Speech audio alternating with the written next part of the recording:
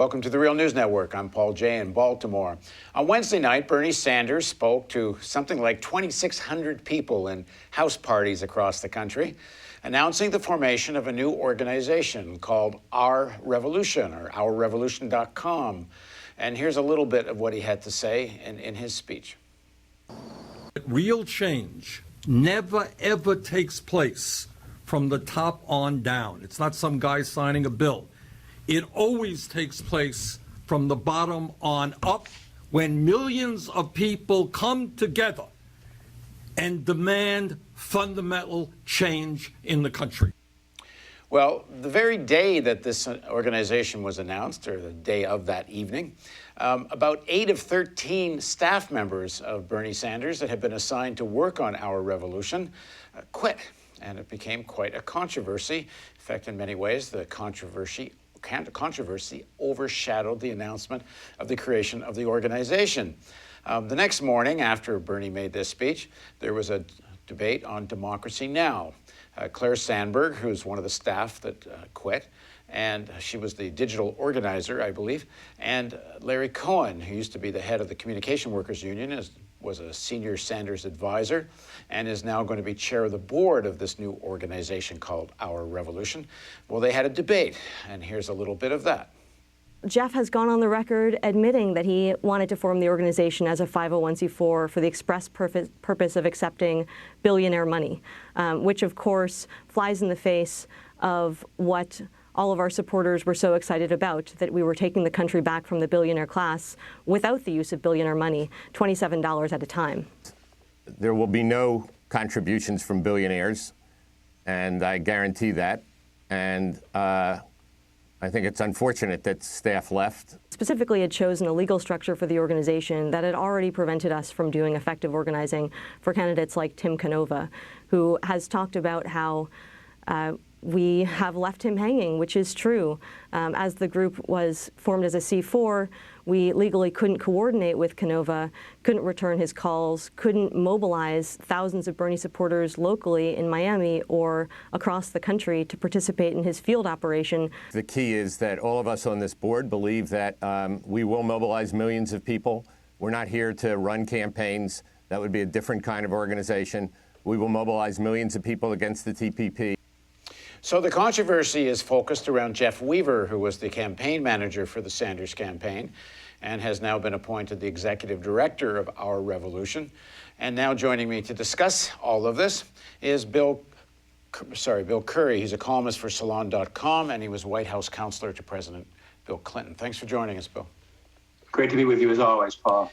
So if I understand it correctly, and I've talked to various people sort of on background who are close to people who resigned as well as close to people in the campaign, and from what you can glean from the newspaper articles about all of this, there seems to have been two main points of contention between the staff that quit and Jeff Weaver, who's now the director of the organization. And the reason all this matters is not that do we want to get into, every campaign has a soap opera. I'm sure anyone examined the Real News, you can find all kinds of people that will say things that they didn't like around this place. But it seems the debate goes to the heart of what at least the people that quit think is at the mission of this organization and how it's going to execute. The fight took place originally, if I understand it, during the campaign itself, about how much money to put into television advertising versus how much money is put into grassroots organizing, ground game, and online activity. And a lot of the young staff wanted more resources on that online grassroots side, and Weaver was very much in favor of spending a lot of money on television advertising. And that fight seemed to be taking shape, that it was going to repeat itself in how Our Revolution was going to conduct itself. And that goes to the same, I think it's connected to this point of why they created this as a C4, a 501c4, which for people who don't know, there's various forms of nonprofit organizations and or tax-exempt organizations, perhaps is a better term. And a 501c4 is tax-exempt, but if you donate to it, you do not get a tax receipt, as opposed to, for example, the Real News is a 501c3, if you donate to the Real News, and this is, of course, I might as well use it, it's a plug for donating. If you donate in the United States, you do get a tax receipt if you donate to the Real News. Tax deduction. I'm sorry, tax deduction, yes. And so let's start with the second piece, the fight over the C4. Why Jeff Weaver chose to create this as a 501c4. The contention is that he did it, and according to Claire in this Democracy Now! Debate, actually admitted to people he wanted to do it so he could get dark money, meaning billionaires' money, which would not be declared where that money came from. Of course, Larry Cohen, who's now chair of the board, says they will be transparent. Anyway, why create this as a C4?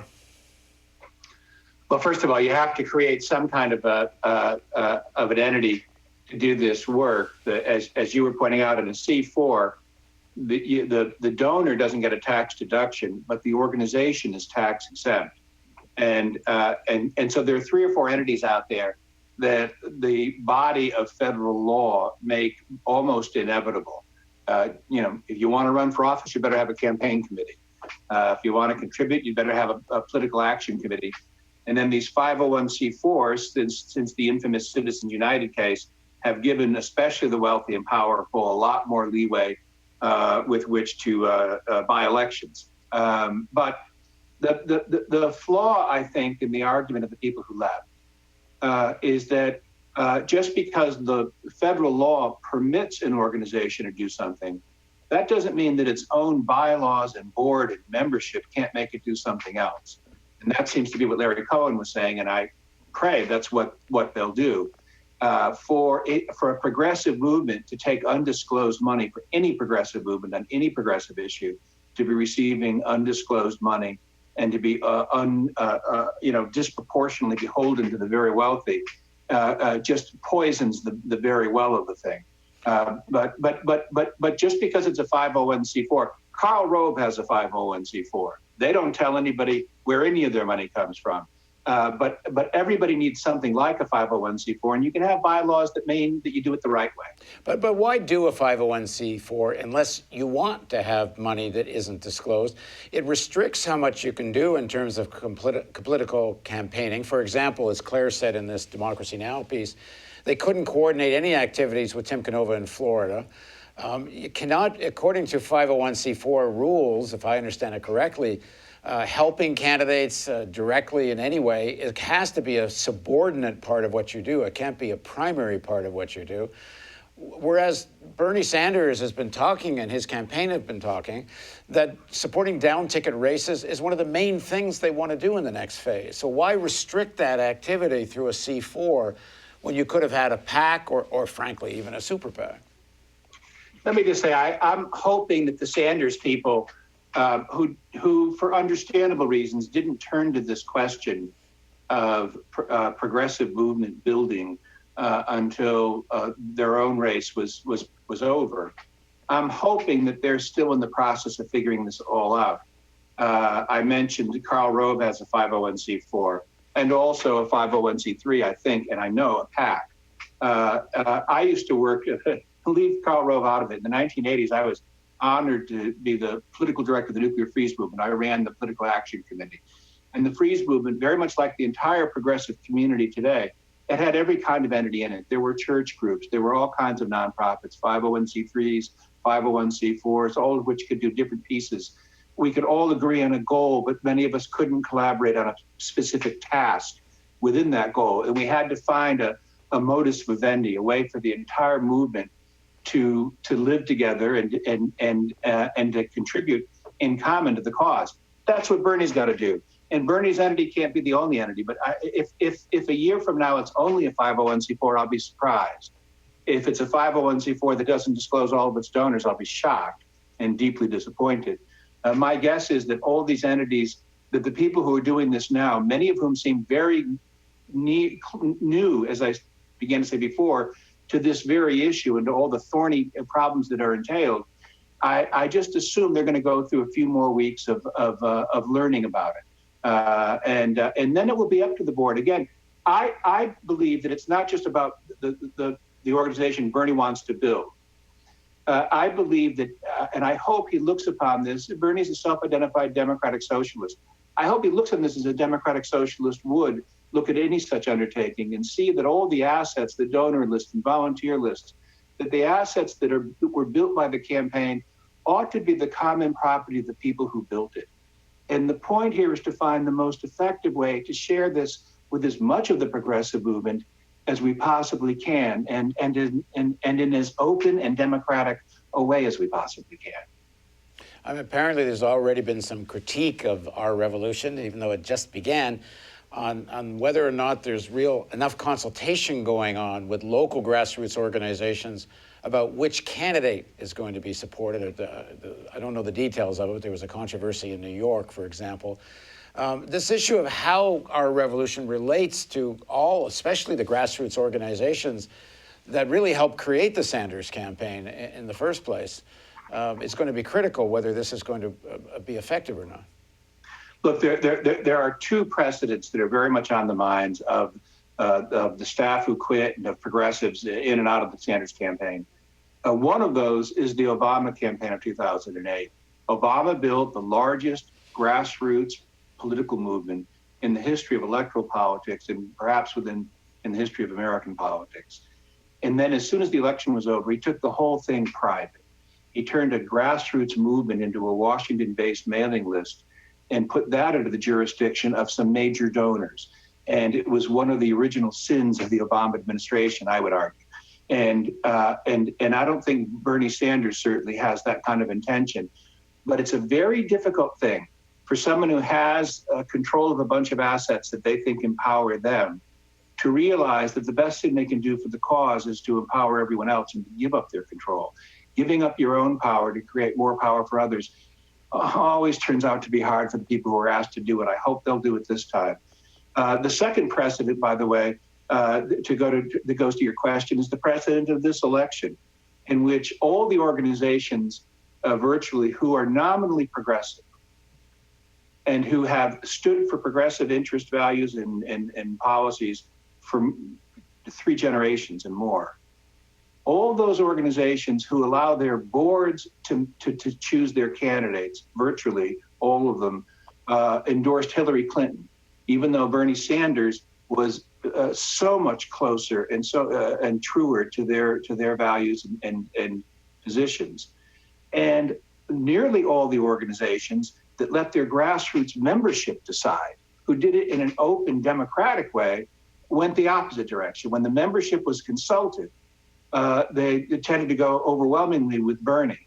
What happened to progressives in Washington is that they traded the politics of pressure for the politics of access. And the politics of access works very well for the leaders of the organization, but not so well for the membership and not so well for the cause. And we've been at this now for 30 years, and it's time for some of the people in those organizations, I would argue, to step back and ask, what has all that access really gotten us? Not you, us, all of us. And so this concern about who gets to make these choices, people want to be like Democracy for America and Working Families Party and MoveOn.org and make sure the membership makes the decision and to use the technology, not just to send targeted messages, but to really try to empower the people who are in the organization. And that's a fight worth fighting. And what do you make about the controversy over television advertising versus grassroots organizing, where the resources go, the online piece?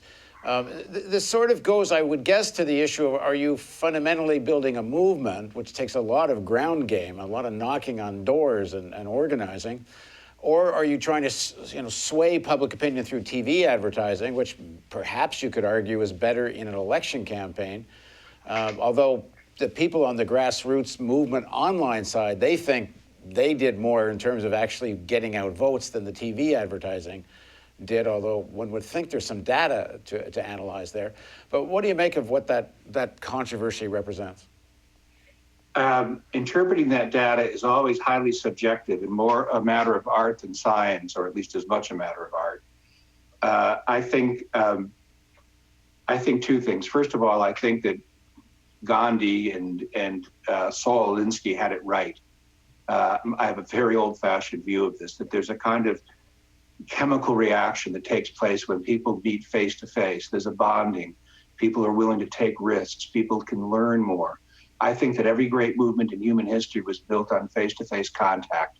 Saul Alinsky said you have to at least get them at the door and preferably at the kitchen table in order to bring someone in. And I think that there was a lot of false hope about what the internet could do on its own in terms of organizing. It's a great tool, but you have to make sure it's the servant, not the master. So I believe in the most old-fashioned stuff, and that is human to human organizing and interacting. If what you want is systemic, long-term change. And the second thing is part of what I just said about the technology itself. If you're a progressive, by definition, you're for new ideas. And if you're for new ideas, they, by definition, take longer to explain. A 140-odd character tweet or a 30-second ad. An ad can manipulate your hopes or it can manipulate your fears, but it's all manipulation. If you're a progressive and have a new ideas take what? A minute, maybe two? It takes longer. The very technology we use, that even we progressives use, and the kind of polling and focus grouping, which always has always is looking in the rearview mirror and never ahead. These techniques are killing us, I think. And so I'm very much on the side of those younger people who say the resources we have. Television is sometimes effective. Again, the data is hard to interpret. I think that it's many times overestimated, but there's no question that particularly in electoral political campaigns, it can often make a difference. But where this long-term movement building is concerned, what begins here 8:01 p.m. on election day and going forward, regardless of the outcome, is that we need to build a progressive movement. That movement needs to develop its agenda and to refine its agenda so that it can be a majoritarian agenda in this country. And then we have to go sell it because the Quakers say, speak truth to power, but it turns out power is very hard of hearing. And it's not until everybody speaks to it that it changes. Well, I think you probably have to go further. Speaking truth to people who can change, who has power, might be a little better formulation. Well, in a democracy, I think it comes first to the public. I think the power of ideas is greater than the power of money. But because it depends on the power of public opinion and mobilizing public opinion, I've been arguing with people who are wrestling with these questions that you're raising right now. I've been arguing in the last few days that we're in an odd situation in which electoral politics isn't the most important thing. We need PACs. We need every one of these entities to be strengthened, and we need to find ways to interact and to coordinate our efforts where we can do so lawfully and effectively. But the bottom line is that it's the narrowest function, it's the public education function that all the entities can do that is most important right now. I would argue that we need to build public sentiment around strong, clear ideas, as the Freeze movement and the women's movement and the environmental and civil rights and labor movements did in their heydays. And that when we do that, I believe that's when the change will come. Well, one of the great accomplishments of the Sanders campaign, and we're only having this conversation at all because of how much the campaign did accomplish. I think to everyone's surprise, especially Bernie Sanders, that it actually contended as well as it did.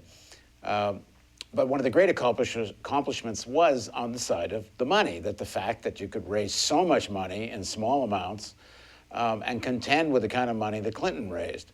It's a game changer. So what happens to that fundraising potential as we move ahead is a critical question, whether it's our revolution or not, a different organization. But Sanders is the one with the lists. His campaign has got that tool, that machine, and whether that gets used to help all the down-ticket campaigns he's talking about. I mean, I don't see a better way to do education in this country than around election campaigns. That's when people seem to be receptive to hear these ideas. And so I don't think you can disconnect movement building from electioneering or public education. They're kind of inseparable. As I've many times argued with my friend Ralph Nader, I see it almost the opposite. I think that elections are, in many ways, the hardest time to educate. And again, I don't think any of the movements I've talked about did virtually any of their educating during elections.